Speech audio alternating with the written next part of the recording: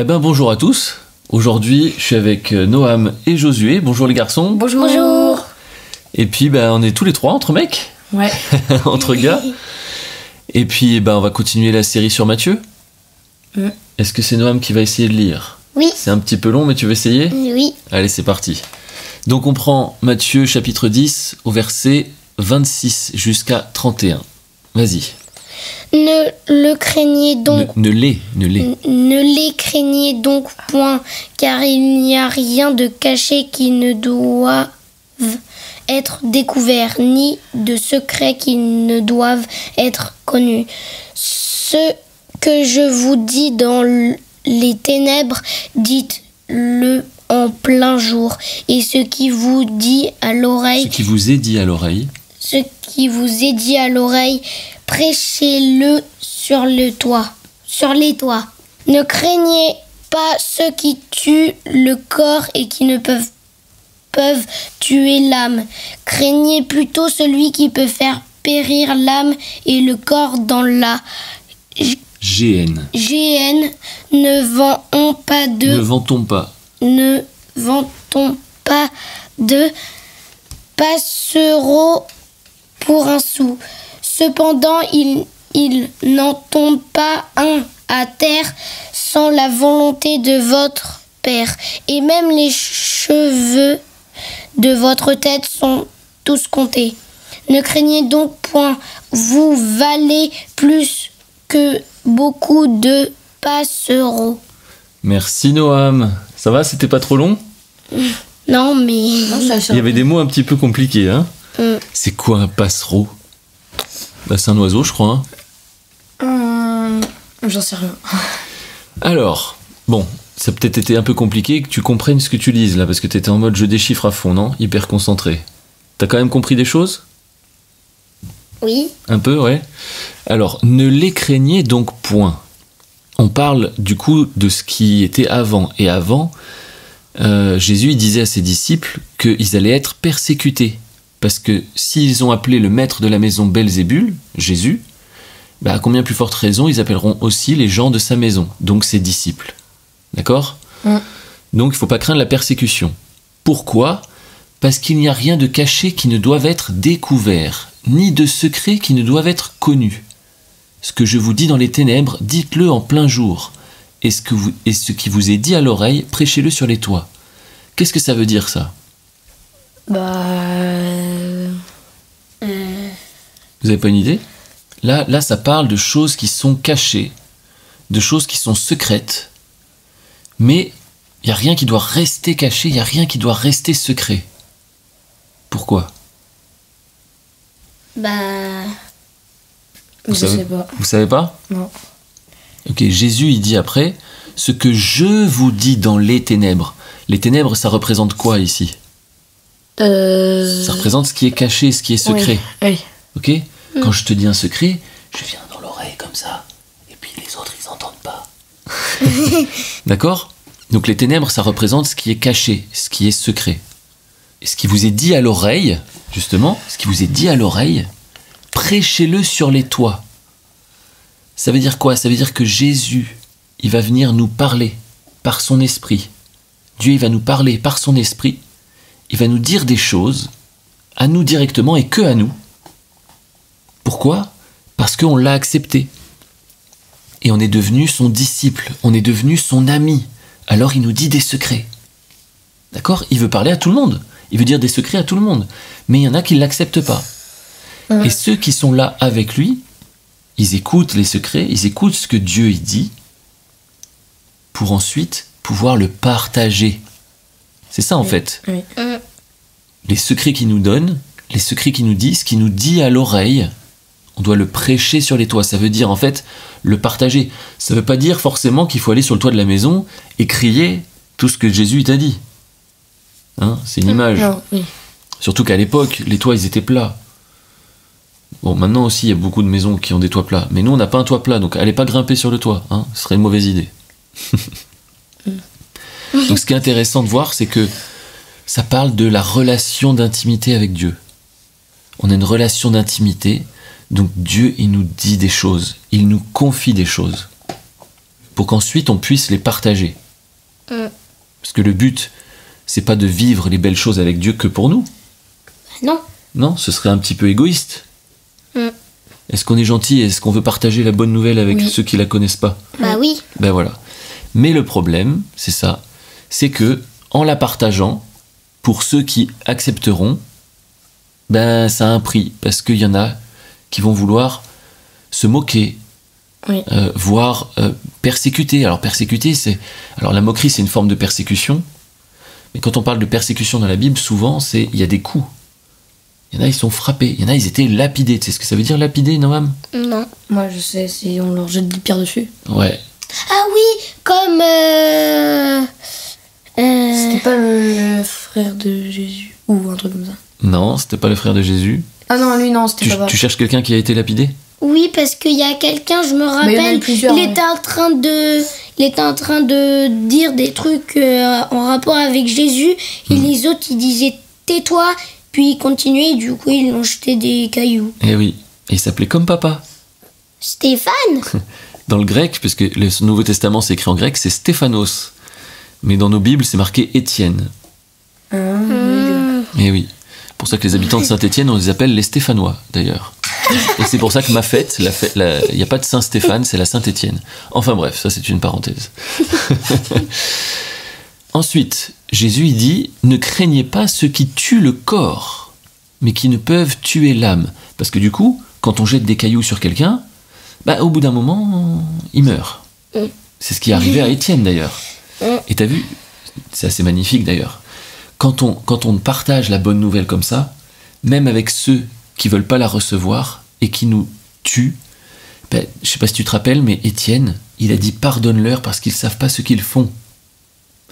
Et c'est marqué qu'il s'endormit. Quand on lit le texte, on dirait qu'il a même pas eu mal. Et ça me rappelle une histoire que j'ai vue dans un documentaire où les gens, ils étaient persécutés pour leur foi en Jésus-Christ. Et il y a quelqu'un qui s'est fait justement torturer avec des cigarettes. Tu vois ce que c'est une cigarette? Non. Tant mieux. Tu sais, les gens qui fument. Oui. Eh ben, ça s'appelle une cigarette. Donc, le bout, bah, c'est chaud. Eh ben, ils éteignaient des cigarettes sur sa peau. Donc, ça lui faisait des brûlures.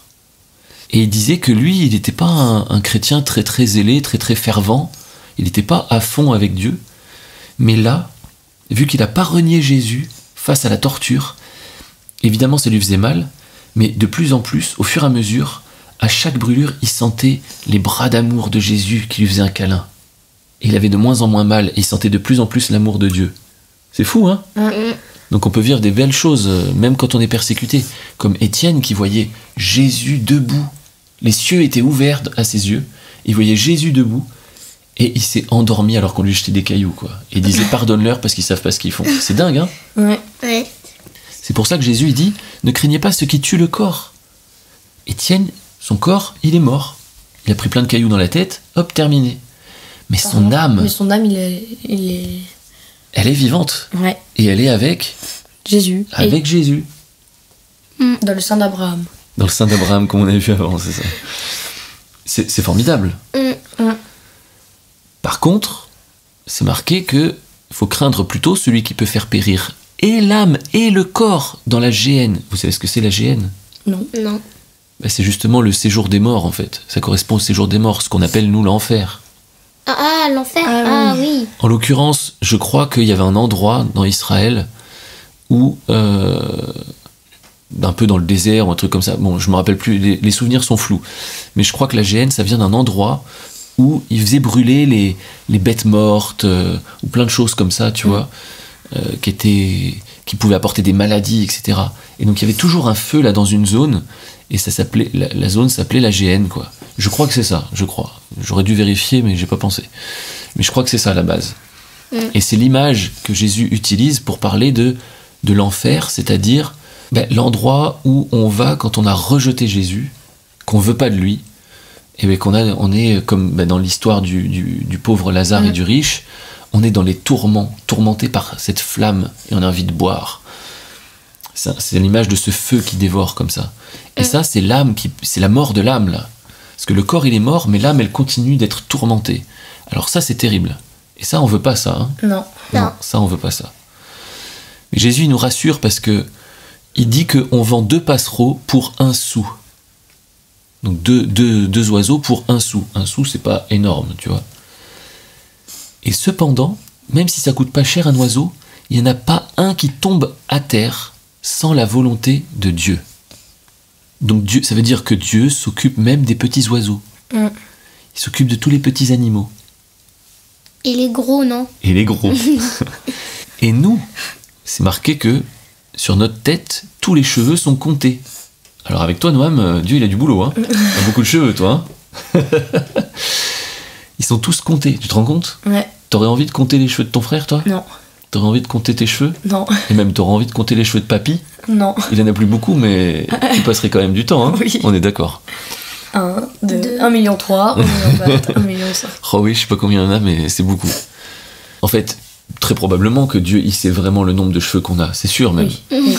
Oui. Mais c'est une façon de dire qu'il fait attention à nous. À tout, même les trucs les plus petits. C'est ça. Et donc Jésus, il conclut en disant « Ne craignez donc pas ». Donc 3 fois en quelques versets, il dit « Ne craignez pas ». Et la première fois, c'est « Ne craignez pas » parce que ce qui est caché, ça doit pas rester caché, ça doit être partagé. La deuxième fois, ne craignez pas parce que même si on vous fait du mal au corps, votre âme, elle, personne ne peut la toucher si vous appartenez à Jésus. Ne craignez pas ce qui tue le corps, mais ce qui tue le corps et l'âme. Craignez celui qui peut faire périr l'âme et le corps. C'est qui peut faire périr l'âme et le corps? L'enfer. C'est qui qu'on doit craindre là? Satan. Non, c'est pas Satan. Belzébul. Non, c'est Dieu. Mais en fait, c'est pas qu'il fait périr l'âme et le corps. C'est pas lui qui décide je vais te tuer. Non. Mais quand ton corps il meurt, si t'as choisi de rejeter Jésus, Bah c'est lui qui te met dans. ben en fait C'est du lui qui te coup, met dans le séjour des morts. de l'enfer. exactement, tu vas dans le séjour des morts. Parce qu'à la fin, qui c'est qui est jeté dans la géhenne, dans l'étang de feu là? Le séjour des morts même est jeté dans l'étang de feu à la fin dans l'Apocalypse. Avec qui? Avec le diable. Donc c'est pas lui qui fait périr l'âme et le corps dans la géhenne. C'est pas lui. Non. Lui, c'est à cause de lui, parce qu'il séduit les gens et il leur ment pour qu'ils rejettent Jésus. Mais en fait, craindre Dieu, ça veut pas dire avoir peur de Dieu. C'est dire avoir conscience que le salut, il est qu'en lui. Et si on le rejette lui, on rejette la vie. En fait, Et Dieu, donc, c'est on un meurt. peu le juge, donc c'est lui qui choisit. C'est grâce à lui que t'es au paradis C'est ou dans grâce à lui. l'enfer. C'est grâce Enfin, à lui. grâce à lui ou à cause de lui. En fait, c'est grâce à lui qu'on est sauvé. Tous les hommes sont sauvés potentiellement, mais il faut l'accepter. Oui. Et si tu l'acceptes pas, il est ok avec toi, il respecte ton choix, mais du coup ta place, c'est loin de lui. Et le seul endroit qui est loin de lui, c'est le séjour des morts, c'est l'étang de feu, la géhenne, l'enfer. Ouais. Pas cool pour les gens. Non, pas cool. Mais c'est la conséquence de nos choix. Et à la fin, il dit ne craignez point, parce que vous valez beaucoup plus que les petits oiseaux. Est-ce que tu vaux plus qu'un oiseau, toi? Oui. T'es sûr? Oui.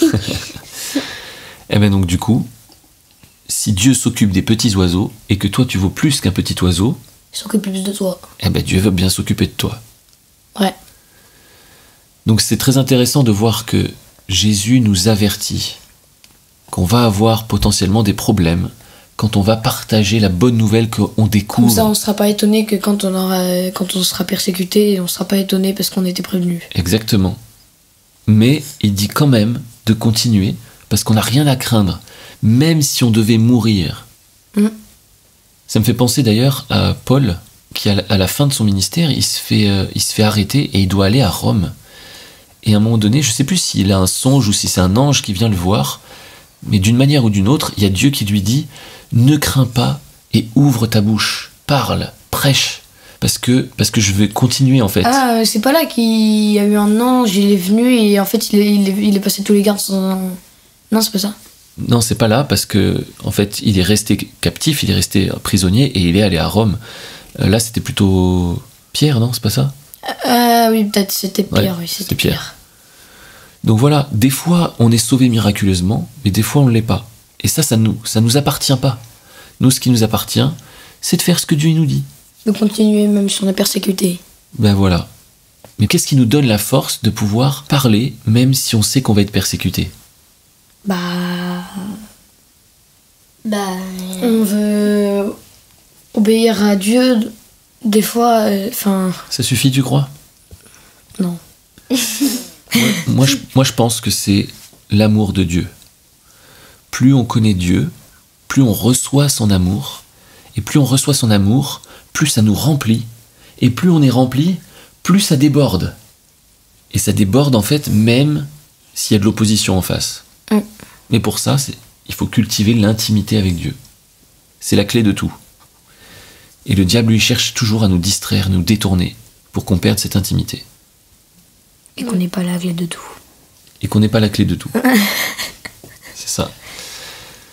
Donc voilà, on va s'arrêter là pour aujourd'hui, avec ces encouragements à ne pas craindre, mais continuer, quoi qu'il arrive, mais toujours, pas par principe, mais parce qu'on est motivé par l'amour de Dieu. Et on se nourrit de l'amour de Dieu.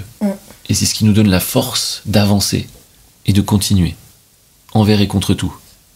Ok? Et même si on meurt, et bah, au moins on aura fait notre boulot. Exactement. C'est qu'on a fini notre mission si on meurt. Mission Exactement. sur Terre, fini. Bon, on verra les prochaines fois, il y a encore quelques versets où on parle de sujets un peu délicats comme ça. Moi, je trouve ça bien que Jésus il en parle, parce que c'est la vérité, c'est la réalité. Mais Voilà. souvent on se dit, bah oui, mais si je le suis, des fois on se fait persécuter, machin. C'est souvent ça qu'on pense. Des fois, on a tendance à penser, si Dieu il rentre dans ma vie, j'aurais plus aucun souci. Oui, En fait, des non, fois- oui, non. c'est pas le cas. C'est pour ça qu'il nous prévient. C'est parce que C'est pour ça justement, qu'il nous si on prévient. fait quoi, mais je n'étais pas censé en avoir de problème. Des fois, c'est au contraire. En fait, il règle tous nos soucis intérieurs, Dieu. Il nous rend libres intérieurement. On n'est plus esclave de nos pensées, on n'est plus esclave de nos addictions, de notre construction identitaire tordue, on n'est plus esclave de tout ça. Mais on peut avoir d'autres problèmes à cause de notre foi. Mais ça, c'est rien, c'est secondaire. C'est ce que Jésus il dit là. Le plus important, c'est d'être avec lui. Ok? Ouais. Eh ben, on se dit à la semaine prochaine alors? À la semaine prochaine. à la semaine prochaine. Allez, au revoir. Au revoir.